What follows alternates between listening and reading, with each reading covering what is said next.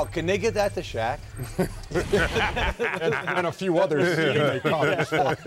For more on Aaron's How Do You Stack Up Against Lucky Dog and to upload your basketball videos, log on to nba.com/howdoyoustackup.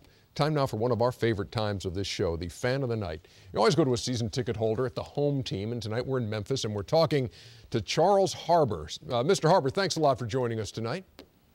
Thank you. So what's the best part about being at a game at FedEx Forum?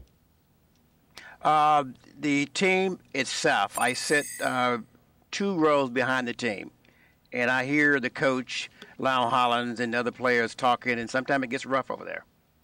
That's not always a good sign when things are getting rough on the home team side. You know what, I was reading some newspaper articles up there too, and I know some of the players are a little concerned because there's a lot of support for the visiting team. You see a lot of LeBron James jerseys, you see a lot of Paul Pierce jerseys, depending on the teams that are in there.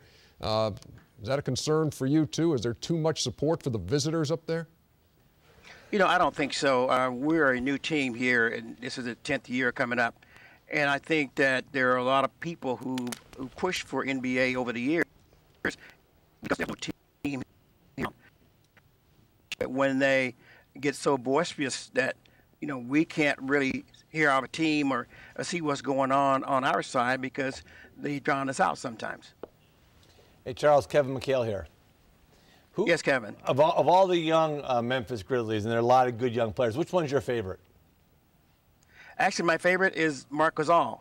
Okay. I saw Mark when he was in high school here. I first met him, and he was 16 years old. And I didn't think, as of today, he's come a long ways, and I didn't think that he would even be this close the way he is today.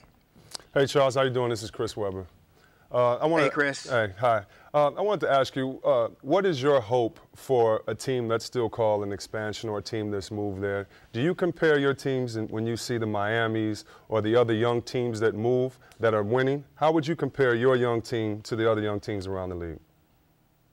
I will compare my team to teams like San Antonio Spurs and people like Oklahoma because their city match up with our city. It's going to be hard to get free agency into this city because a lot of guys may not want to come here. So I look at those two teams to see where we are in our growth potential. Charles, I got to ask you this as a season ticket holder there. How the whole Allen Iverson thing played out. How did you deal with that in terms of your expectations as the season was starting, that he was there, and then the way it played out?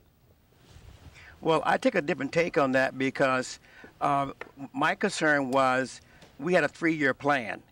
With Iverson coming in, I didn't think that he would fit into that plan as well as what we were told by the owner. So when things happened and he didn't stay, I didn't have an issue with it.